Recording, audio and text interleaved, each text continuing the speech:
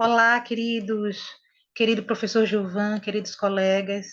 Eu me chamo Letícia Damasceno, sou aluna do programa de pós-graduação em Linguística, aluna do doutorado, programa da UFSC. Sou orientanda do professor Gilvan. Estou aqui para apresentar uma síntese e uma reflexão sobre a tese escolhida por mim para o trabalho desta disciplina de políticas linguísticas, coordenada pelo professor Gilvan. E a tese se intitula Inventário de Línguas de Sinais Emergentes Encontradas no Brasil. O caso da Sena, Jaicós, no Piauí, e da língua de sinais de Caiçara, em Várzea Alegre, Ceará. A tese foi escrita pela professora Diná Souza da Silva e defendida no ano de 2021, recentemente. Bem, é, na, a tese teve como orientadora a professora Ronice Miller de Quadros, professora do programa de pós-graduação em Linguística da UFSC, e está disponível, não é, obviamente, no repositório da UFSC. Eu vou passar para o próximo slide. Está travando um pouquinho aqui.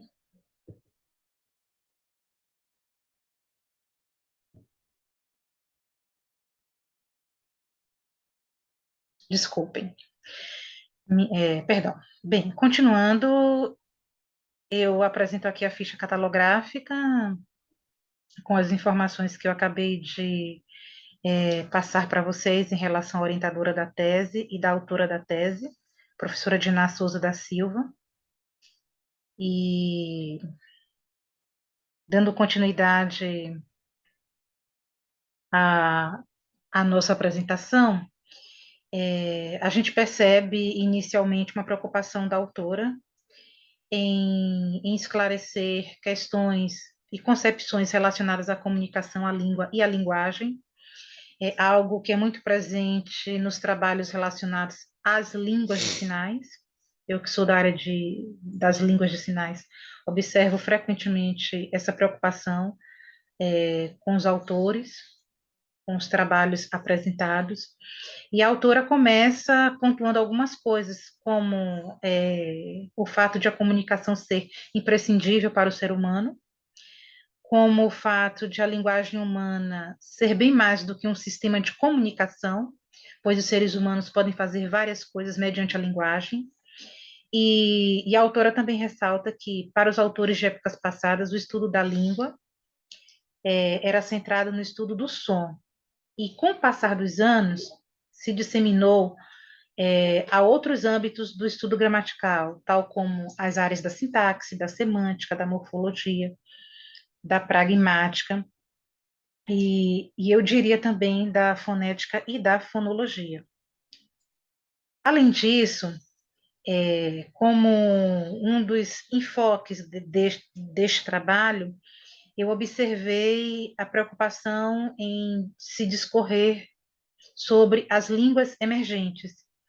E a autora também pontua que vários autores já discorreram sobre línguas de sinais emergentes. E as línguas de sinais emergentes, segundo a autora, surgem objetivamente para conversar com os surdos. Muitas vezes, quando estas línguas são utilizadas, se percebe um número reduzido de falantes, o que as torna línguas de risco, necessitando em caráter emergencial, de um mapeamento, de um registro, e sendo estas línguas emergentes patrimônio imaterial da sociedade. E, além disso, segundo a autora também, as línguas emergentes são geralmente faladas por pequenos grupos humanos, grupos esses que se mantiveram em situação de grande isolamento. Geralmente acontece dessa forma. E, além disso, o que eu pude observar na leitura da tese, e no que diz respeito às políticas linguísticas, a visão e a concepção de política linguística, pode-se verificar uma preocupação com o discurso da vitalidade das línguas, com o discurso do risco de uma língua deixar de existir, Isso nos revela um ponto de vista e uma visão de língua como um organismo que pode, em algum momento, ou a partir de vários processos, deixar de estar vivo, de sobreviver, como se a língua fosse um organismo vivo. E a autora acaba mencionando que a Unesco, em seu Atlas das Línguas em Perigo, considera 5 principais graus para a definição da vitalidade das línguas. E é um ponto muito importante da discussão deste trabalho. E essas línguas em risco podem ser consideradas vulneráveis, definitivamente ameaçadas, severamente ameaçadas, criticamente ameaçadas e extintas. E, além dessas 5 categorias, uma sexta categoria entraria como um complemento desta classificação. Essa sexta categoria englobaria as línguas revitalizadas, muito poucas. Em geral, uma língua entra num processo de perda quando se mudam as condições de vida de uma comunidade, ou quando uma língua mais poderosa começa a atrair os falantes, porque espelha melhor ou parece espelhar melhor as novas condições de vida, segundo Oliveira, em 2019. Então, um dos aspectos principais se concentra na preocupação em manter essas línguas ativas, sendo utilizadas por seus falantes e, além disso, sendo reconhecidas e valorizadas pela comunidade como um todo. Essa é uma preocupação da autora e é um ponto importante no que diz respeito ao caminho da política linguística que ela escolhe para percorrer em toda a sua discussão, desde o início do trabalho até o final do trabalho. A gente pode perceber isso na leitura do texto. E, de forma bastante relevante, a autora traz um quadro destacando as línguas de sinais presentes no Brasil, além da Libras, mais uma vez afirmando, não é, o que ela ressalta desde o início do trabalho, que existe mais de uma língua de sinais no Brasil, além da Libras. E neste quadro, ela destaca a classificação de Quadros e Leite, de 2013, que classifica as línguas de sinais em línguas de sinais nacionais e línguas de sinais originais, e destaca também uma outra classificação, uma outra perspectiva de classificação, que é a de Quadros e Silva, de 2017, que categoriza as línguas de sinais em línguas de sinais de centros urbanos e línguas de sinais de aldeias. No caso da primeira classificação de Quadros e Leite, a gente pode observar como língua de sinais nacional a Libras, utilizada praticamente em todo o território brasileiro, e línguas de sinais originais ou originárias, como as línguas de sinais de aldeias indígenas, de vilarejos, de comunidades menores. E dentre essas aldeias, e dentre esses vilarejos e essas comunidades, eles aqui citam a língua de sinais urubu-capó, identificada no Maranhão, a língua de sinais capó, identificada em aldeias do Pará, a língua de sinais saterê-uaré, identificada em Parintins, Manaus, a língua de sinais caingangue, verificada em Santa Catarina, a língua de sinais terena, pesquisada no Mato Grosso do Sul, e dentre outras também citam aqui a língua de sinais pataxó, que foi a língua de sinais que eu pesquisei na comunidade indígena Pataxó, na aldeia de Coroa Vermelha, município de Cabralha. Na verdade, eu fui a primeira pesquisadora e até o momento única pesquisadora a se debruçar sobre esta língua verificada na aldeia Pataxó, sendo utilizada por surdos Pataxó. E dentre outras também aqui, e dentre outras línguas indígenas verificadas, né, como línguas de sinais originais, segundo a classificação de Leite, porém, na classificação de Quadros e Silva, chamadas de línguas de sinais de aldeias.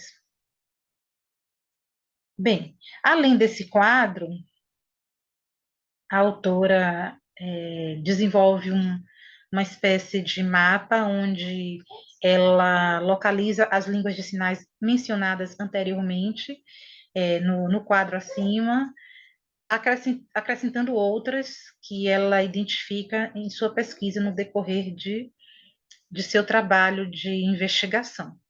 Então, a gente pode observar, a imagem não está muito boa, na verdade, ela na dissertação já não é tão boa assim no PDF, mas a gente pode pelo menos compreender a localização dessas línguas de uma forma mais visual. Essas línguas sendo localizadas em seus respectivos estados aqui no Brasil, não é? Inclusive, se vocês puderem observar o quadrinho vermelho à minha direita, está lá identificado no sul da Bahia a língua de sinais pataxó que eu mencionei. Além disso, a autora também pontua a questão dos inventários, do patrimônio cultural e da política linguística. É a parte do trabalho em que ela trata mais especificamente sobre política linguística, de fato. E citando Chacon, em 2014, a autora ressalta que a produção do conhecimento e a documentação das línguas são elementos fundamentais dessa política advinda com o inventário, pois parte considerável dessa diversidade linguística no Brasil ainda não foi suficientemente estudada. E muitas das línguas existentes correm risco de desaparecimento, motivo pelo qual é estratégica a realização de pesquisa que permita não só gerar acervos sobre essas línguas, mas também produzir diagnósticos para subsidiar a implantação de ações de fortalecimento e salvaguarda dessa diversidade. Então, mais uma vez, a gente percebe aqui uma preocupação grande com a extinção de determinadas línguas que, com o passar do tempo, são utilizadas por cada vez menos pessoas e cada vez mais correm o risco de desaparecerem. Então, na minha, na minha observação, é o enfoque principal que a autora dá à questão e à concepção de política linguística como um todo. E ela também menciona o Inventário Nacional das Línguas de Sinais, das Línguas de Sinais Brasileiras, perdão, e, e também ressalta que o objeto de estudo do Inventário Nacional de Línguas de Sinais Brasileiras é, a priori, a Libras, a língua de sinais considerada língua de sinais nacional. E neste contexto, a Libras é uma língua nacional usada pela comunidade surda por todo o território brasileiro, conforme a gente mencionou no início da apresentação. E essa comunidade linguística pode ser classificada como comunidade surda, que inclui surdos e ouvintes usuários da Libras, que integram agrupamentos de surdos por meio de associações de surdos, escolas, universidades e encontros formais e informais, segundo a autora Quadros, em 2018. E os campos de investigação da pesquisa foram duas comunidades, dois contextos.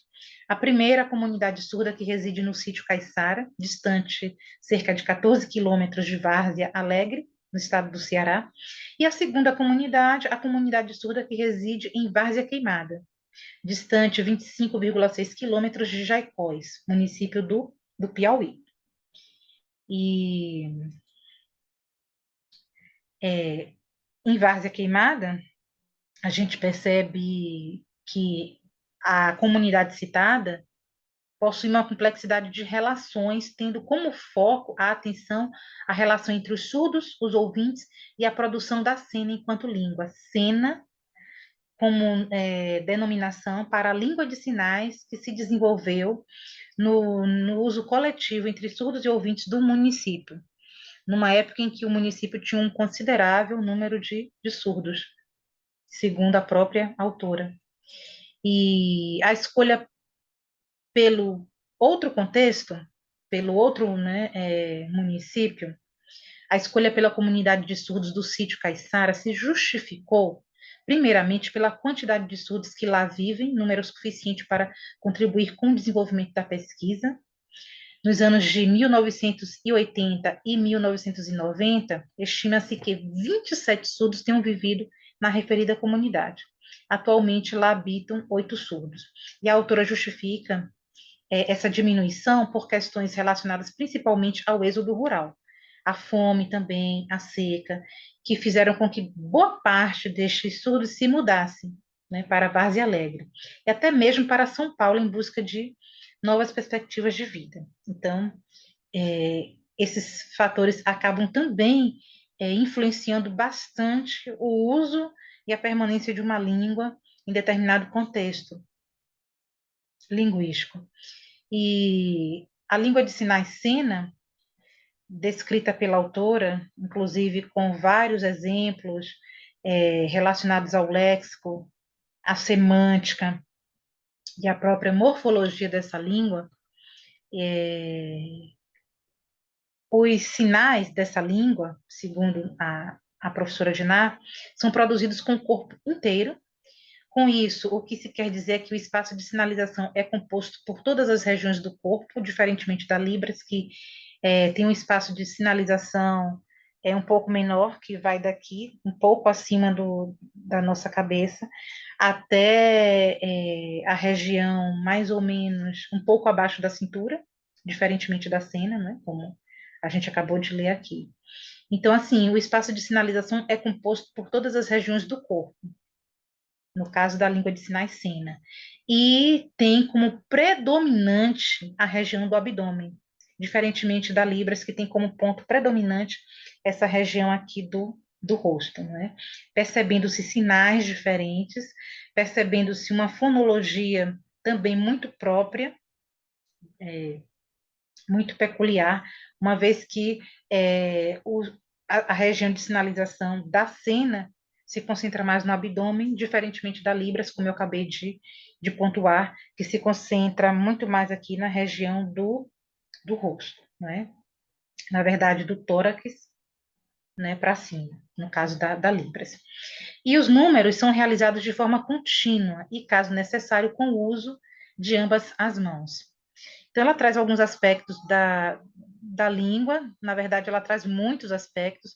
Eu não trouxe aqui as fotos, nem as imagens dos sinais, por conta, né, do foco da apresentação, que é outro, que é a questão das políticas linguísticas, mas ela traz uma descrição relativamente vasta da língua de sinais cena, inclusive fazendo comparações com a língua de sinais pataxó que eu pesquisei, trazendo vários exemplos da minha dissertação. E, além disso, também ela traz uma descrição da língua de sinais verificada no sítio Caiçara e traça um paralelo com algumas outras línguas de sinais identificadas no Brasil, em outros estudos, em outras pesquisas. Mas eu não trouxe esses exemplos aqui por conta, né, como eu acabei de dizer, do nosso enfoque aqui, que é outro. E quanto aos meses, ainda falando da língua de sinais sina, não existe um sinal específico para os meses. Eles utilizam o sinal de para frente e para trás junto com o mês que tenha um sinal. Então, nem todos os meses têm um sinal. Um mês ou outro tem um sinal, e eles pegam esses meses, né, alguns meses que têm um sinal, e aí, pegando o sinal daquele mês, eles fazem o sinal para frente, ou fazem o sinal para trás, para identificar, né, um mês que venha antes ou depois daquele mês que é marcado. E em relação aos verbos, geralmente esses verbos apresentam incorporação de instrumento, e dessa maneira indicam a ação de trabalhar. Dessa maneira, para indicar a ação de trabalhar, se faz uma sinalização de retirar o suor da testa, né? Então, trabalhar. Esse sinal também eu identifiquei na língua de sinais pataxó, né? Para trabalhar. É interessante, né? Falantes ou sinalizantes de línguas de sinais que nunca se encontraram, como o caso da surda Pataxó e dos surdos, né, da língua de sinais Sena, mas, em contrapartida, o sinal é igual, projetando e nos fazendo verificar processos semelhantes de compreensão, ou pelo menos próximos, né, de compreensão, de, de conicidade também, né, daquele determinado sinal e daquele determinado conceito. Além disso, ela percebe também na língua de sinais Sena várias formas de realizar o sinal de trabalhar, né? Muito, muito interessante isso. Eu vou correr aqui para a gente concluir o trabalho, a apresentação, quero destacar, né, nessa conclusão, aspectos sociais.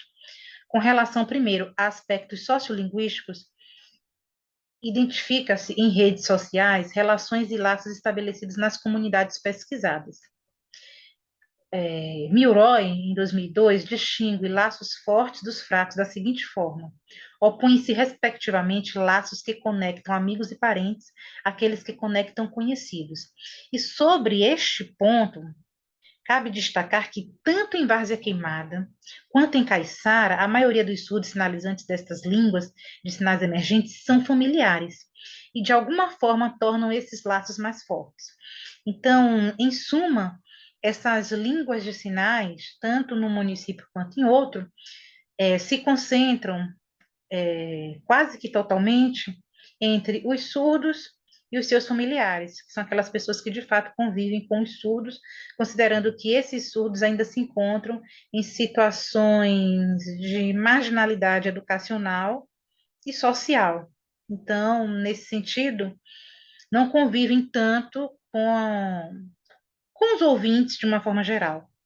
Geralmente, né, eles convivem mais com os seus familiares, mostrando uma situação ainda de dependência, devido às políticas de inclusão ou de exclusão que a gente vivencia ainda. Bem, e sobre as comunidades investigadas, ambas, segundo a autora, são formadas por um número significativo de usuários das línguas de sinais emergentes mencionadas, e isso fortalece uma rede de relações, de costumes, de cultura, principalmente devido à proximidade de residência e os laços que são sanguíneos, por conta, né, do parentesco, como eu mencionei aqui, econômicos e até afetivos destes grupos que partilham essas línguas. Bem, e, né, para finalizar, eu quero aqui dizer que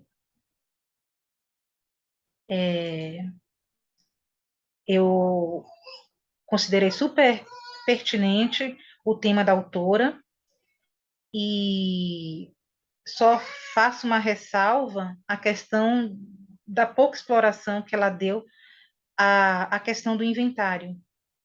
Ao meu ver, ela poderia ter explorado um pouco mais a metodologia do inventário, a descrição dessa metodologia, uma vez que o próprio trabalho é, traz isso em seu título. Mas são considerações que a gente pode explorar melhor na apresentação. Mais uma vez, quero aqui agradecer a vocês pela paciência, pela atenção e me colocar à disposição para maiores discussões e esclarecimentos a respeito da temática. Muito obrigada e nos vemos na aula.